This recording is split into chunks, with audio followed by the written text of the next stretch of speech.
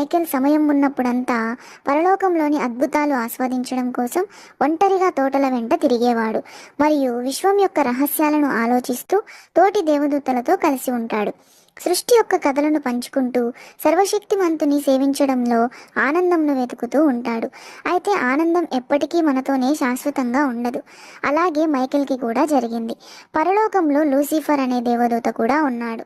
అతను చాలా అందంగా మరియు ఉదయకాలపు నక్షత్రంలో ప్రకాశిస్తూ ఉంటాడు. అయితే లూసిఫర్ హృదయం గర్వంతో చీకటిగా మారింది. అతను అందరికంటే ఉన్నతంగా ఉండాలని కోరుకున్నాడు.